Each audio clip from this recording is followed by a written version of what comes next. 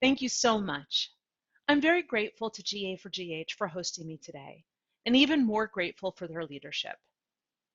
Since 2013, the Global Alliance has rallied organizations from around the world to enable the responsible and secure sharing of genomics and health-related data. This work requires extensive coordination with many players within the genomics and health ecosystem. That includes world-class active contributors and subject matter experts across disciplines. In the end, the Global Alliance's work, enabling data exchange across clinical and research settings through common standards, leads to far greater understanding of the molecular basis of human health and biology. I think it's especially important that the Global Alliance focuses on framing policy and developing standards that meet the real-world needs of the international genomics community. Driver projects provide this real-world grounding, providing input on what is most needed by the community. These inputs inform the creation of technical and regulatory standards by the work streams. And it's exciting to see so many examples during this plenary of projects starting to put these finished frameworks and standards to use. I feel fortunate that there's such a dedicated group of people that contributes to this work each day. This is personal for me, as I suspect it is for many of you. My children and several of their cousins suffer from a set of uncommon autoimmune diseases. While the expression of these diseases are slightly different from each other, I can't help but wonder what breakthroughs may be possible for them when looking at them through a genomics lens. And through our collective work, we help empower researchers to make the discoveries, test ideas, and innovate solutions. Whether you work directly with patients, provide healthcare software, or support a data repository, you are playing a critical role in this work.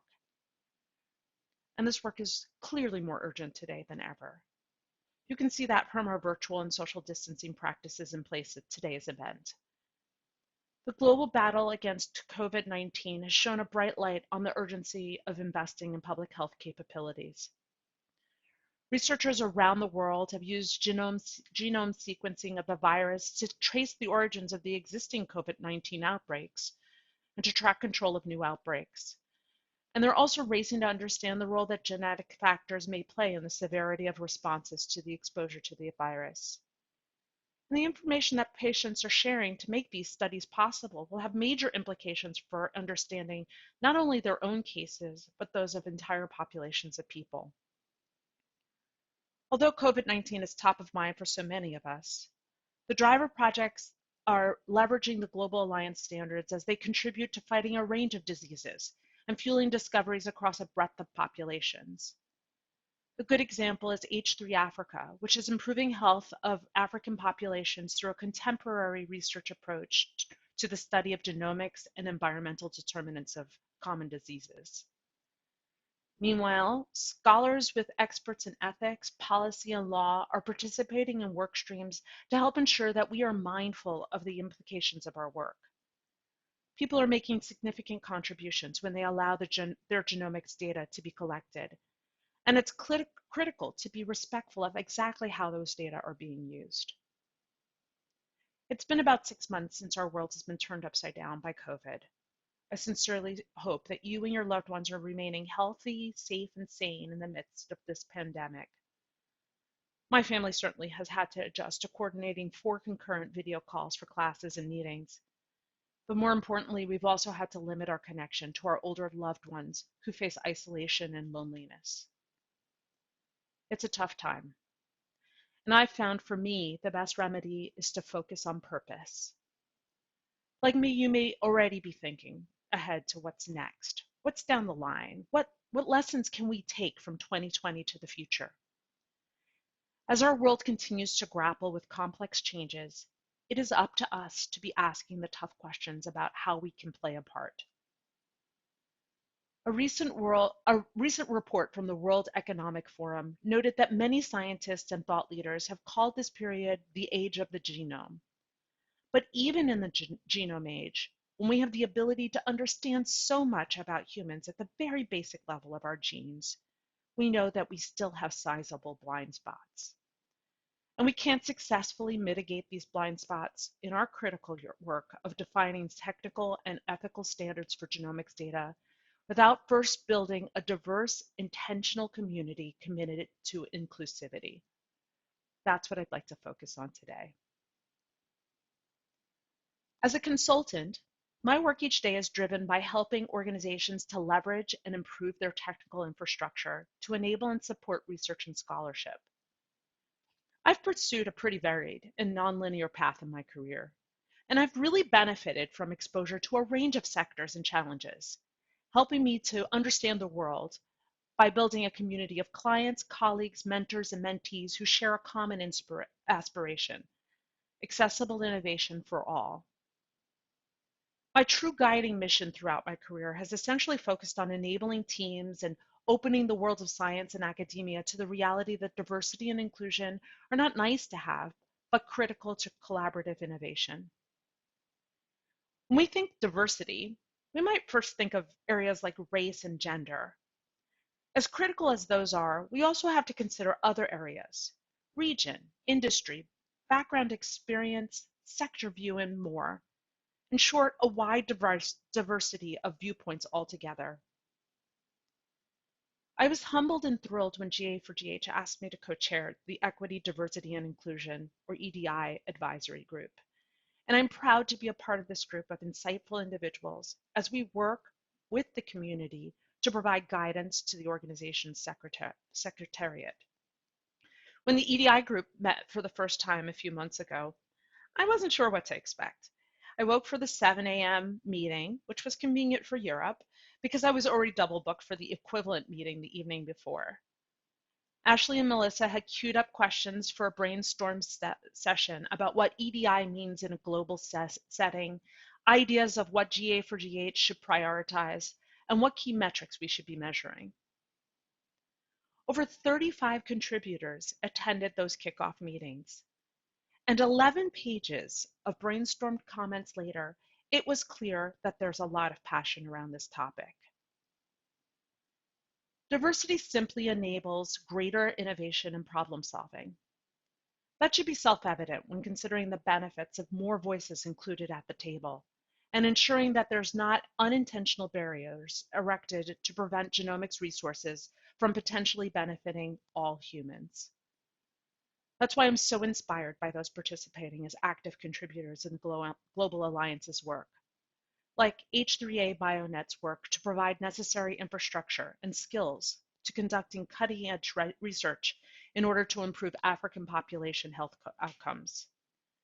They help to support 27 African institutions across 16 countries in leveraging genomic data, thereby lowering their access barriers to these resources. Without insights and contributions from organizations like H3A BioNet, it might well be easy to overlook that thoughtfulness was even needed with respect to infrastructure and skills in accessing and using our standards. A lack of participation in GA4GH from this region might have been misunderstood, possibly even taken as a lack of interest or understanding. That's why we need diverse voices in our conversations to expose what might otherwise have been taken for granted. It wasn't until I started working outside of the Dury workstream with the EDI group that I realized how many amazing experts and scholars in issues of privacy and ethics are involved in the Global Alliance work. Their insights ensure that we're keeping the patients and other individuals sharing their genomic data at the forefront of our thinking. They ensure that we consider the privacy needs for those individuals and respect for their individuality and dignity as humans. During the short time that I've spent on the EDI advisory group, I've also come to recognize the role that culture, relationships to the earth, and history play in ensuring this respect and dignity. We need diverse voices in our conversations to open our eyes to what might not already be in our lexicon. A recent paper by the World Economic Forum recently highlighted the potential dangers. The paper put it in blunt terms: the lack of diversity in research studies is leading to blind spots. especially when research takes on an international dimension. We know we have to be cognizant about knowing how much we don't know. Just consider all of the historical, social, and cultural context of the communities and the people who are represented by the entirety of the human genome. There is no way that any one of us, or even a group of us with similar backgrounds and mental models, could begin to capture the enormity of this context. The policy and ethical guidelines that we create can sometimes seem abstract to others. The same goes for the technical constructs we establish. But it's essential that we balance this need for technical or policy expertise with insights and contributions from viewpoints that deeply matter, even if, on first blush, they may not appear to have relevance to a technical protocol or a legal nuance. We need diverse voices to ensure that our solutions are feasible to the largest community possible. And the more that we can ensure greater inclusivity, the more likely we can foster understandings and better outcomes. Some argue that diversity itself is not a goal or the end all, as much as it should be seen as one means of measuring our success at achieving greater inclusion. I love the writer Baratunde Thurston. In terms of the situation in the United States in particular, he put it so well when he said that technology often represents the final frontier for people of color. And indeed, it's stunning that only 1% of US web startups are launched by African Americans. I'm sometimes embarrassed for companies that present an entire page of faces that look similar to each other on their company Our Team pages. I wonder if solutions provided by startups would be different if people working on them was more diverse. Would they find a broader set of problems to address? The tech journalist Kara Swisher has famously referred to the Bay Area as assisted living for millennials. Just think of how many startups have popped up that address the very specific challenges of men in their 20s with disposable income. Would there be fewer apps that focus on photo social sharing or delivering pizza, and more on addressing some of the challenges that are resulting in protests globally? If there's any silver lining to this challenging year, it's that more of us are waking up to the systemic inequities that exist. We can't address every inequity ourselves, of course, but we can do something. And it falls to each of us to be intentional about how we can contribute to closing the diversity gap in our corner of the professional world. With intentionality, we can build and nurture our community to ensure that we all benefit from the diversity of these perspectives, whether through cures, treatments, insights, or the specification of standards and policies. Why should we care? Because teams that look alike arrive at solutions that look alike. And this can have dire consequences in our work. We've seen what happens, for example, when women are underrepresented or missing altogether from clinical trials. In many ways, we're still catching up, in the US in particular, from the long, nearly 2 decades in which the majority of women were effectively banned by the FDA from participating in clinical trials.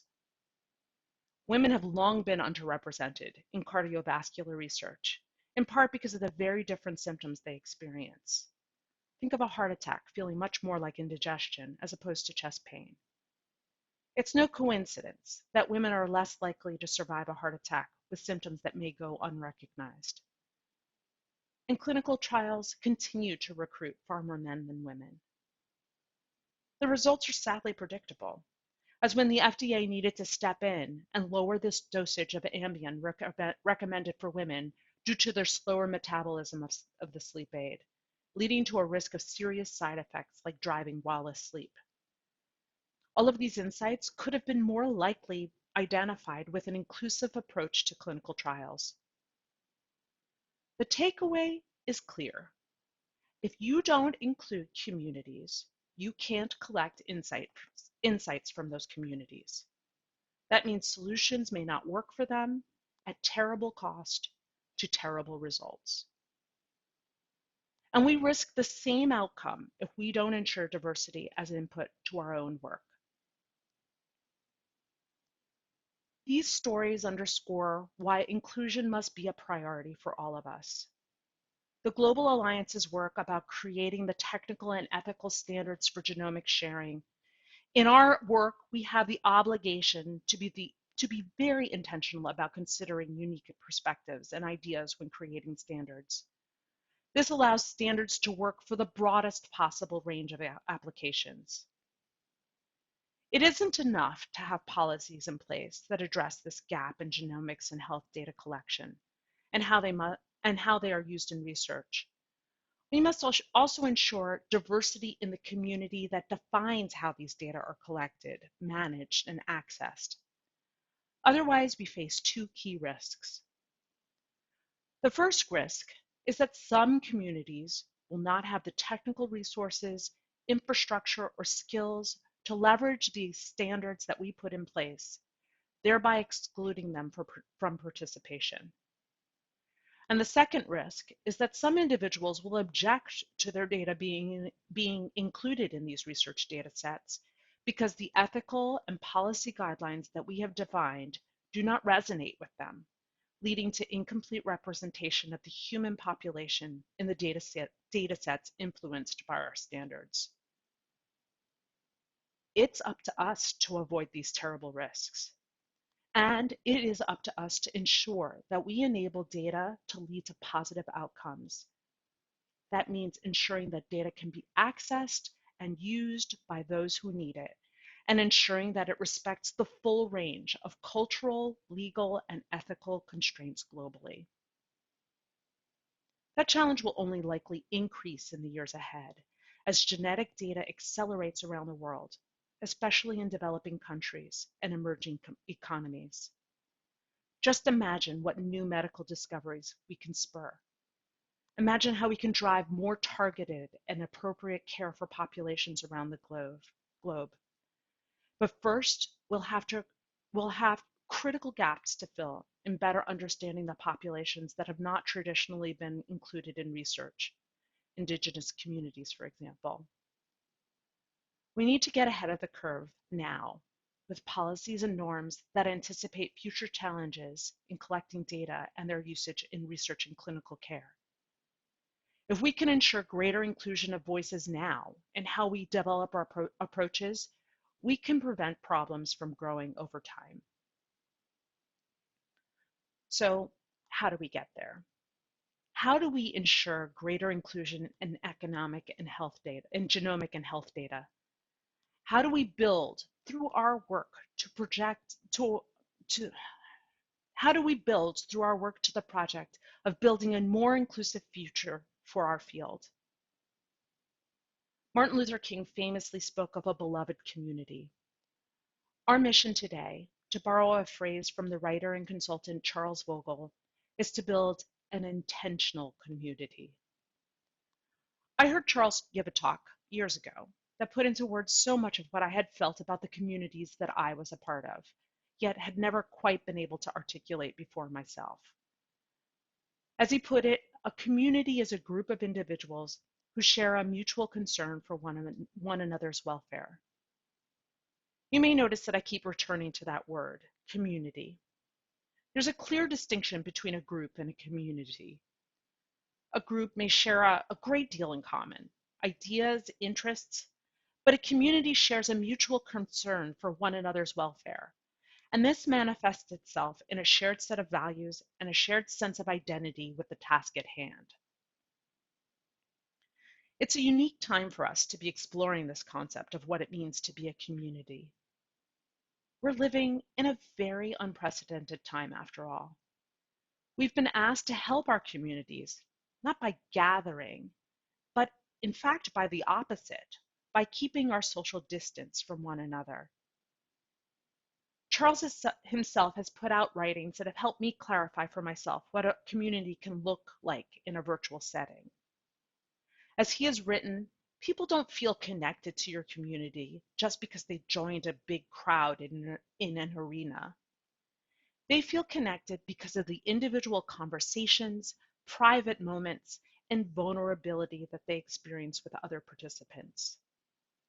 And we already know that we don't have to be physically close to one another for these experiences to happen. With contributors all over the world, our sessions online connect us, even when we can't have plenaries in person. The Global Alliance community is already a strong one, and it's united by a powerful common goal. And it truly values collaboration in identifying challenges, defining standards, and executing solutions. The EDI's group is not focused on changing this community. Instead, our mission from day one is to figure out how to most effectively leverage the strengths of the community and ultimately ensure that it fully represents the diversity that is so important to our goals. If anything, our work moving forward is about how to build an even more intentional community. It's not enough to allow time to play its part in building a more inclusive community. We can't hope on it happening organically. Hope is not a strategy. We must clearly state our goal of greater inclusivity and then take action. We can then put principles into place that can help us fully support this intentional community, from how people are welcome to become a part of it, to how we reinforce our values and responsibilities to each other, and how we enable individuals to deepen their commitment to the community. And by building that intentional community, we can ensure a greater range of experiences, perspectives, and insights among those developing the standards and policies for genomic data sharing. It bears repeating. We simply cannot enable diversity in the data if the community writing the standards and policies that enables the data exchange is not diverse in itself. If our community is largely coming from the same place and the same set of perspectives, we face a sizable risk that our work will ultimately fall short of accelerating the progress we so need in the health space, because our standards simply won't work in all situations or for all those we seek to include. I feel fortunate to be working with a fantastic EDI group that has committed their time and expertise to this important work. We're focused on bringing diverse ideas into our standards creation processes in 3 key ways: identifying opportunities to attract diverse contributors to our standards development community, both as active contributors and assigned experts; helping contributors from all backgrounds to feel welcome and find opportunities to advance our work; and finally, ensuring that external-facing opportunities, from leadership to speaking opportunities, reflect the breadth and diversity in this community.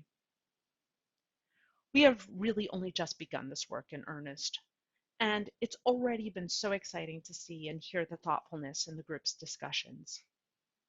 We've talked at great length about what the community that currently participates in our activities looks like, and what voices may be missing right now that could be enhancing our work.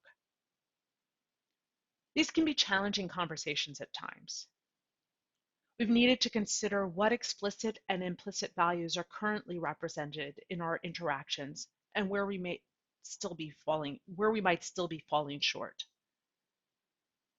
And I'm encouraged by the level of reflection and insight that all of the group contributors have been bringing to this work. This team is pulled together to work for the common good, demonstrating a desire to keep learning and adapting. Growth is not always a pleasant process. It can be downright painful at times, but each member has remained steadfastly committed to their own growth with an open mind. And we all share the same goal: building a culture of belonging by actively inviting contributions and participation of all people. I've been truly heartened by their commitment, on top of their other heavy responsibilities, to developing an even more inclusive community for GA4GH. So where do we go from here, and how can you continue to help? One of the most important things that you can do is fill out the EDI survey that you may have heard about and let us know what you see as the challenges to ensuring greater inclusion in your work. Identify what voices may be missing from your work stream and driver project conversations. Consider how you can build the trust of new contributors, increase their sense of inclusion, and elevate their engagement. Let's consider the missed opportunities of a community that doesn't yet fully reflect the breadth of regions, industries, experiences, backgrounds, and perspectives available to it. And let's consider what we can do, each of us, to harness the ideas and contributions of this community. The EDI group looks forward to working with each of you as we together build an even more intentional and inclusive community. And I cordially extend an invitation to you to join our monthly meetings if you have the time and interest. Enjoy the rest of the conference. Thank you very much.